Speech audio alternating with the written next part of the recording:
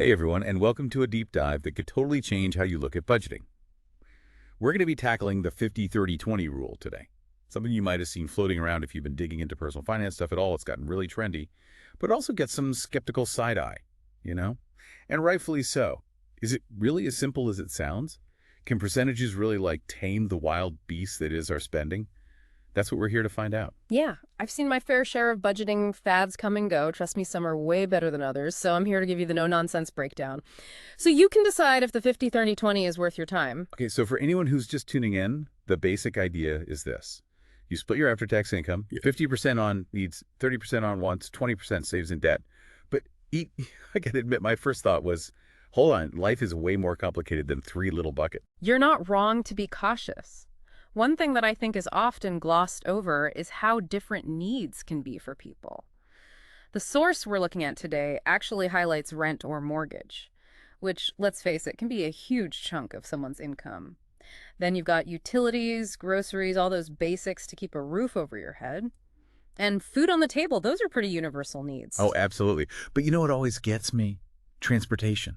The source mentions how much the average household spends, and it's always way more than I expect. Suddenly that bus pass or a car payment hits different when you see the big picture. Right. It's eye-opening. And this is where the 50-30-20, I think, starts to get real for people. Like, what happens when your needs are already pushing past that 50%? Is the whole thing just out the window then? Yeah, that's what I was wondering too. The source does say that the rule is more like a guideline, which I think is reassuring. But what does that actually look like in practice? If you're already squeezed tight on rent, can you really magically cut back on groceries? Well, that's where the flexibility comes in, I think. The source suggests a few approaches. Cutting costs where you can is one, but that's not always easy. Sometimes it means taking a hard look at your wants and being a little stricter there, just to free up some cash to shift over. And it doesn't have to be an overnight change, maybe starting at 55% for needs and then slowly working it down. That can be a lot less overwhelming for people. Gradual change. I like that. It makes it feel less like a financial crash diet and more like building healthy habits. Exactly. And speaking of enjoying life, let's not forget about those wants. That juicy 30% where things get fun. Oh, here's where I shine. Dining out, catching a movie, new clothes travel. This category practically screams treat yourself. It makes all the responsible budgeting stuff feel less scary, honestly. It's definitely important to factor in that enjoyment. The source emphasizes that this isn't about deprivation, but there is a really smart point in there about setting boundaries. Wait, boundaries on fun? Is that allowed? Think of it like this. If you blow through that 30% in the first week, you're left with nothing for the rest of the month. And you've probably dipped into your savings or debt repayment. Not so fun anymore, right? Yeah, that's a good point. The source actually mentions this fun money idea, setting aside a specific amount each month, just for guilt-free enjoyment. No more mental math about whether that concert ticket means skipping groceries later. Okay, I like that. Boundaries for the win. Now, I'm no stranger to the concept of saving, but even I gotta admit, 20% feels kind of ambitious. It's definitely a commitment, but remember, this covers more than just your piggy bank for a rainy day. We're talking the emergency fund. The superhero that swoops in when your car decides to break down? Or surprise medical bills attack? Oh, right, the grown-up stuff. The source also talks about retirement savings, which honestly feels so far off when you're just trying to make rent this month. It's easy to push it aside, I get it. But just think of it as an investment in your future self. Even small amounts add up over time, especially with the magic of compound interest. And then there's the debt monster, lurking under the bed for a lot of people. Yeah, the source doesn't sugarcoat that. High-interest debt can be a huge drag, but dedicating part of that 20% to paying it down can save you a ton in the long run. Absolutely. It's basically like giving yourself a guaranteed return on investment. I always find it helpful to see real numbers. So let's just imagine someone who's earning $3,000 after taxes each month. With the 50-30-20 split, that's $1,500 for needs, $900 for those fun wants, and $600 towards their future. Makes it a bit more tangible, right? It does. I'm already trying to picture how those proportions would apply to my own income. Okay, let's get real for a second. Why does anyone think this rule actually works? What's the secret sauce? Honestly, a big part of it is the simplicity. Most people I know don't love complicated spreadsheets or tracking every penny. This is a framework that anyone can grasp pretty quickly. You know where your money's going, and it encourages you to be mindful without feeling overly restrictive. Like you're not giving up lattes forever. You're just being more conscious of how many you're grabbing each week. Exactly. The source also mentioned the psychological side of things, which I find fascinating. Budgeting can feel stressful, but this rule seems to aim for that balance of feeling in control without being totally overwhelmed. It's true. When you're not constantly worried about money, it frees up so much mental space for other things. Plus, knowing you're actively working towards your goals, whether it's saving, paying off debt, or just enjoying those wants guilt-free, that can be a huge confidence boost. Yeah, I'm starting to see the appeal here. It's not just about numbers, it's about that sense of empowerment, Yeah. right? But even with all this, I'm guessing there are some common questions or concerns that pop up for people. What have you noticed people kind of getting hung up on? Oh, definitely. We touched on one already. What if your needs just don't fit neatly into that 50%? And that's where digging into the source's advice, I think, gets really helpful. There's a whole section dedicated to that what if scenario, and it's packed with really actionable strategies. Oh, good. Because I know I'm not the only one side-eyeing that 50% with my rent prices. Yeah. But before we go full problem-solving mode, I'm curious about something else. What if you're in the opposite situation? No debt to worry about, already got a decent emergency fund going. Does that 20% just become a savings free-for-all? That's where things get exciting. If you're debt-free, that 20% can be fully focused on whatever your goals are, whether it's maxing out retirement contributions, saving for a down payment on a house, or even that dream vacation you've always wanted to take. So it really does become a choose-your-own-adventure kind of situation. Precisely. And this ties into another question that I see come up a lot. Can I tweak those percentages at all? You know, the 50-30-20, it's meant to be a starting point, not a rigid law. So if someone is laser focused on paying off debt, maybe they bump that up to 25%, even if it means cutting back a bit on wants or even savings. It's about finding what works for your life. So customization is key, Mm-hmm. which is reassuring. I'm already feeling like this rule might be a lot less intimidating and more flexible than I initially thought. But before we get too comfy, I'm curious about the practical side of things. How do you actually make this a habit and not just a good intention? That's where the rubber meets the road, right? Mm. One of the most powerful tools I think that the source highlights is automation. Think of it this way. You set up those automatic transfers to your savings account or debt repayment, and the money's gone before you even have a chance to miss it. No more relying on willpower alone. Okay, that's actually genius. Yeah. I am the queen of good intentions. But life just gets so busy, and then suddenly it's the end of the month, and I'm like, oops, there goes my savings goal again. Yeah. We've all been there. Automation takes the emotion out of it.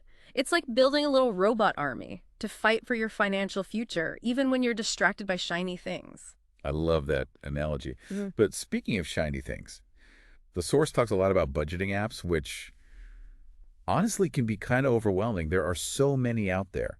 Does it really matter which one you use, or is it more about just picking one and sticking with it? There's definitely some truth to just picking one and diving in. But the cool thing is a lot of apps are designed with the 50-30-20 rule in mind. The source actually mentions Plumchip and Monzo, which I've heard good things about. They can like automatically categorize your spending, give you those nice little visual breakdowns, even help you set savings targets. So they're like taking all those messy receipts and turning them into something useful.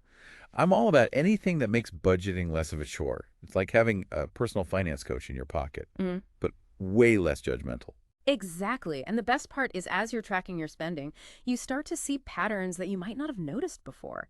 Maybe you're spending way more on takeout than you thought, or that subscription you never use is still draining your account. Knowledge is power, right? Especially when it comes to your money. Totally. You know, one thing that keeps coming up for me is this idea that budgeting is all about restriction. But the way the source talks about the 50-30-20 rule, it feels more like empowerment. Like Yeah. you're making conscious choices instead of just letting your money vanish into the void. That's such a great point. What's so fascinating about this rule is that it's not just about numbers, it's about aligning your spending with your values. Do you value that daily latte enough to potentially cut back on something else? Is paying down debt a bigger priority than that weekend trip? These are the questions it prompts you to consider. Okay, that's a total mindset shift. It's not about saying no to everything fun. It's about saying yes to the things that matter most. Speaking of things that matter, the source doesn't shy away from the debt conversation, which, let's be real, can be a bit of a downer. But they frame it in a way that almost makes paying it down sound exciting. Right. It's not just about getting rid of this burden. It's about actively investing in your future freedom. Every dollar you put towards high-interest debt is a dollar you're not losing to those crazy interest charges. Yeah, it's like you're fighting back against those financial gremlins. claiming your hard-earned cash for yourself. And I gotta admit, there's something really satisfying about watching those debt balances shrink.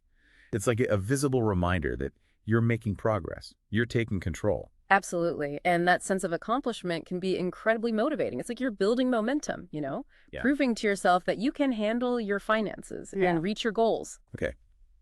I'm feeling inspired. But let's not get too ahead of ourselves.